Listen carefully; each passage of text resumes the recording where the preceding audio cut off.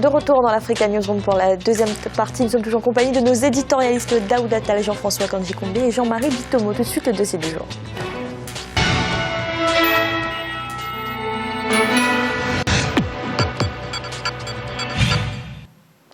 « 30 à 40% des ressources hydriques du continent sont concentrées en République démocratique du Congo. Pourtant, moins de 30% seulement des Congolais ont accès à une eau de qualité. Par ailleurs, des menaces pèsent sur ces ressources hydriques. Le projet de détournement du fleuve Congo, la déforestation sauvage et l'exploitation minière. Un reportage de notre correspondant Jacques Amboka. La République démocratique du Congo est un scandale hydrologique. Plusieurs études menées par des experts prouvent que 30 à 40% des ressources en eau du continent sont concentrées dans ces pays. Rivières, lacs, le fleuve Congo, long de 4700 km, deuxième du continent après le Nil, les eaux sont répandues partout sur le territoire congolais. Aussi paradoxal que cela paraisse, la RD Congo connaît de sérieuses difficultés pour alimenter sa population en eau, surtout en eau potable. Ainsi, seuls 26% des Congolais ont accès à l'eau potable. De cette situation contradictoire s'ajoutent des menaces externes, notamment le projet de détournement des eaux du fleuve Congo vers le lac Tchad et sur le plan interne, l'exploitation minière artisanale et industrielle. Les ressources abondantes en eau en RDC sont intrinsèquement liées à des vastes forêts qui s'étendent sur 1 555 500 hectares. L'exploitation sauvage de ces forêts est une menace lente contre les ressources hydriques du pays. Ces tableaux brièvement peints révèlent des questions et inquiétudes sur l'avenir de ces ressources, la desserte d'eau et l'utilisation de cette substance qui est la clé de développement, plus encore la clé de toute vie. On a tendance à penser qu'une ressource comme ça est une ressource entièrement nationale. Ce serait injuste et immoral à la limite de penser ainsi. À côté de nous, il y a des pays qui sont dans le désert. Il y a des pays où les gens meurent de soif. Il y a des pays où l'agriculture ne peut pas être faite simplement parce que les gens n'ont pas suffisamment d'eau. Nous avons un certain nombre de paramètres naturels qui font que quand il pleut au nord, au sud, il ne pleut pas, mais vice-versa, quand il pleut au sud, au nord, il ne pleut pas, même chose à l'est et à l'ouest. Ce qui veut dire qu'en réalité, sur l'étendue de la République démocratique du Congo, même la planification agricole peut être d'une diversité incroyable. Les ressources hydrologiques de la République démocratique du Congo pourraient constituer une source financière capable de relancer le développement du pays et changer le quotidien des Congolais.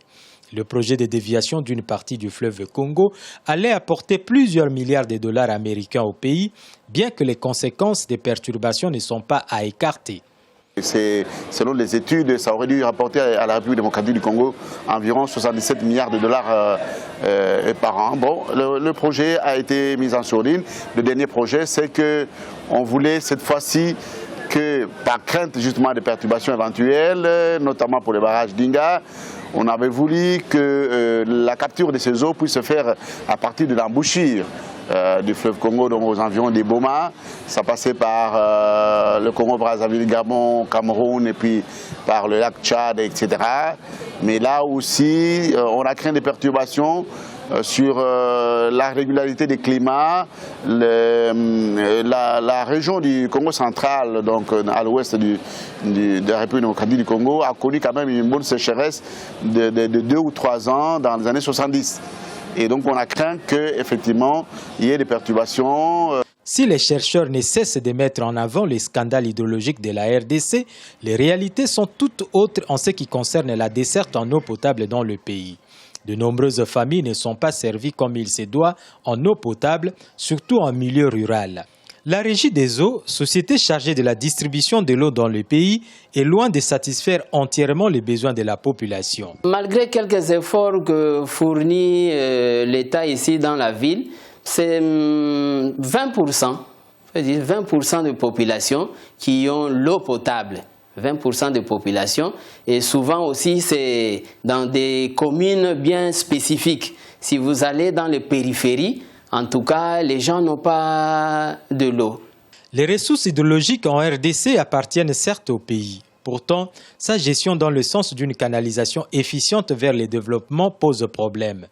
Beaucoup d'observateurs sont d'avis qu'une gestion internationale de ces ressources contribuerait largement à la croissance économique rapide de la République démocratique du Congo, tout en profitant à l'ensemble du continent. Ce degré d'irresponsabilité qui nous caractérise en ce moment insulte en tout cas l'espoir que les gens ont en nous en tant que peuple, en nous en tant que pays, en tant que partenaire. Et je pense simplement qu'il faut internationaliser les questions de développement hydraulique. Le fleuve Congo est symbolique en ceci que c'est un trait d'union. Et ceci est symbolique en ce sens que le développement de nos pays ne peut se faire que par la porte de l'intégration régionale. Et le symbole le fleuve qui coule est un peu ce symbolique que nous devons célébrer. Il faut marcher sur nos deux pieds. Le premier pied étant la diversification de nos économies, mais le deuxième pied est l'intégration régionale.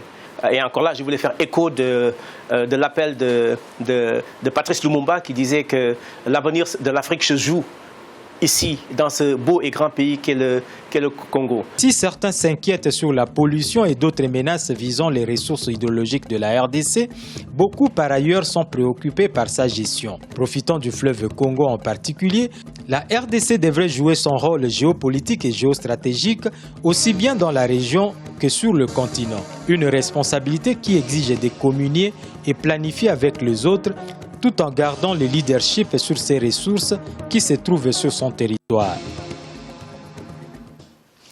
Jean-François, que vous inspire ce paradoxe congolais? Ressources importantes mais demandes non satisfaites. Je ne veux pas dire que le Congo est un pays des paradoxes. Toute l'Afrique centrale est une zone de paradoxes. J'entendais tout à l'heure le dernier intervenant évoquer les questions d'intégration régionale et la question de la mise en commun. Il a tout à fait raison de citer Patrice Lumumba, mais en même temps le projet de Patrice Lumumba était tout petit. Je ne peux pas résister à l'envie de citer Barthélemy Boganda qui imaginait toute l'Afrique centrale. Et c'est peut-être vers ça qu'il faut aller sous d'autres formes maintenant avec des États souverains, mais le paradoxe lui-même montre à quel point non seulement nos sociétés, mais avant tout nos gouvernants, n'ont pas de vision rationnelle du développement ou de l'exploitation de ce dont la nature nous a dotés.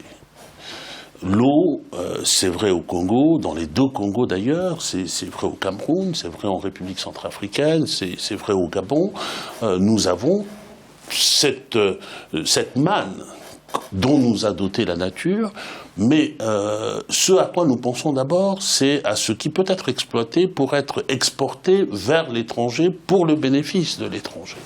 Alors que l'eau, par nature, c'est le premier élément de nécessité, la première ressource de nécessité, et cette première ressource de nécessité est la condition de plein de choses, d'abord de la santé des populations, ensuite du développement agricole, parce qu'il y a l'irrigation, mais tout ça demande qu'on le pense, qu'on ait des projets et qu'on fasse des projections, et s'agissant par exemple de l'eau potable.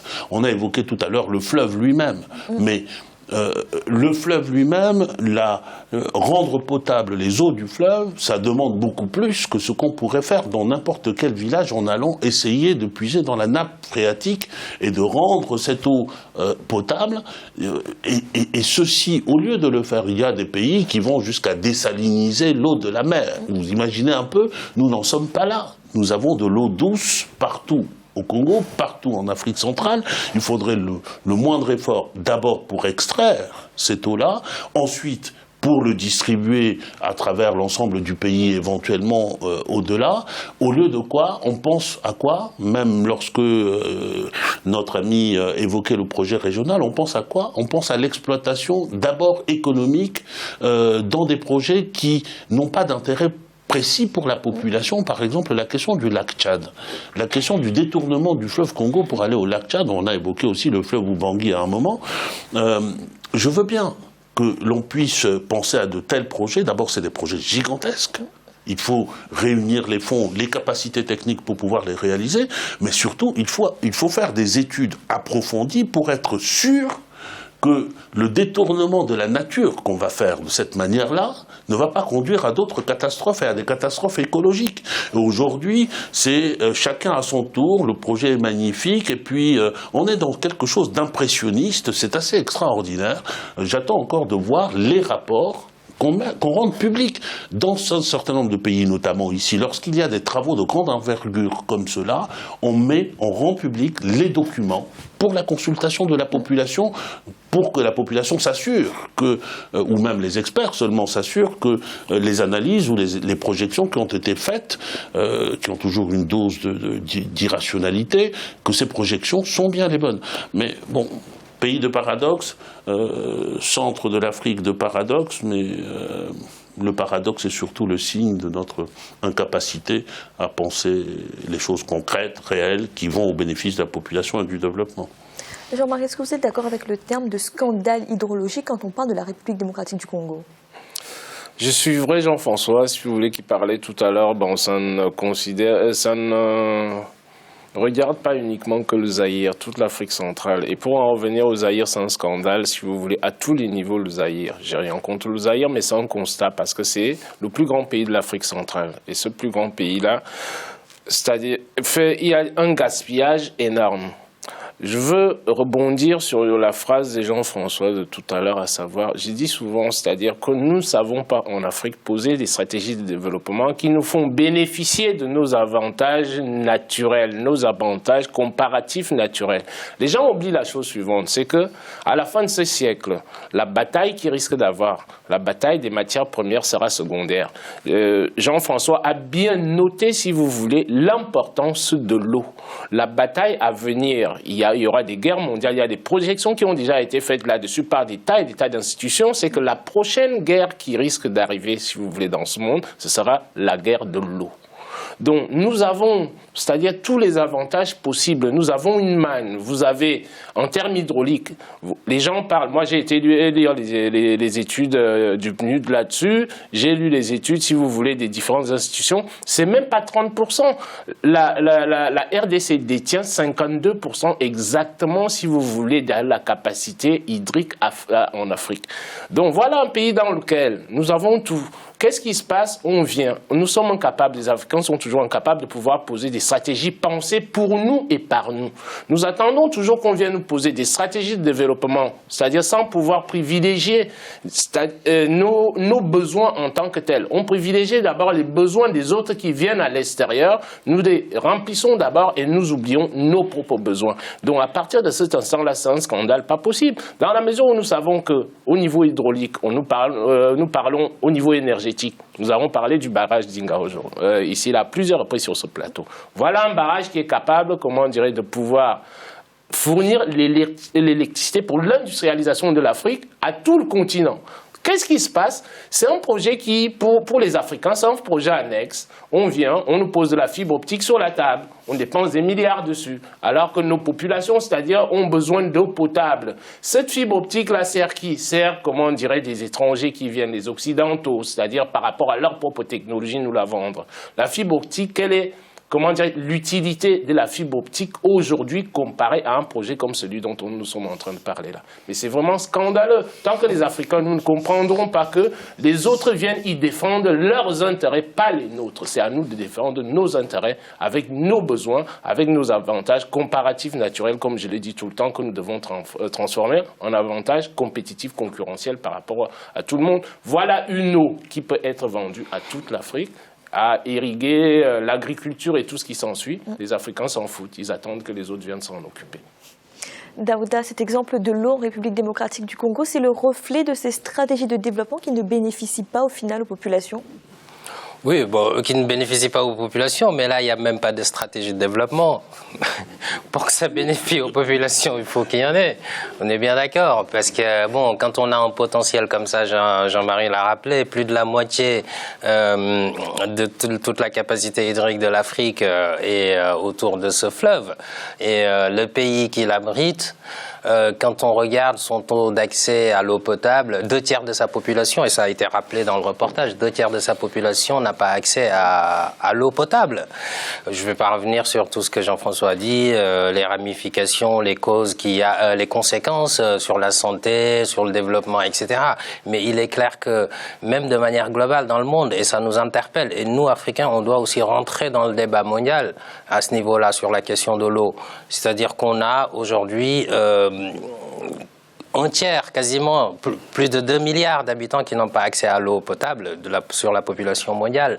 On a quasiment plus de 2 millions, selon les statistiques en tout cas, de personnes qui meurent chaque année à cause d'un manque d'accès à l'eau potable. Donc toutes ces questions-là, quand on le voit à travers le monde et que nous, Africains, on est assis sur ce potentiel-là et qu'on n'arrive pas à faire quelque chose. J'ai vu aussi pendant mes recherches qu'il y avait un projet de la Banque mondiale de 190 millions d'euros, si je ne me trompe, pour alimenter Lubumbashi, Kinshasa et Matadi en eau. Les infrastructures sont pas bonnes, il faudrait refaire tout. C'est pas juste une question de on détient le fleuve, il faut faire les infrastructures qui vont avec. Et puis je vais pas m'empêcher pour finir de faire on va dire que voilà, l'eau pour moi c'est un bien public mondial, ça devrait même être gratuit pour la population. Merci. Et tout de suite, un rappel des titres qui ont été développés en début d'émission. Au Niger, à 4 mois de l'élection présidentielle, l'organisation du scrutin est au centre des préoccupations. L'opposition réclame un audit du fichier électoral. De son côté, le pouvoir estime que le fichier est le fruit d'une démarche consensuelle. Et en Égypte, les corps de 15 migrants africains ont été retrouvés à proximité de la frontière israélienne dans le désert du Sinaï. Pour l'heure, les circonstances de leur mort n'ont pas été élucidées, mais la région est connue pour être un lieu de passage devenu instable ces dernières années avec la présence de groupes terroristes. Nous allons marquer une nouvelle pause. Dans un instant, la troisième partie de l'Africa Newsroom.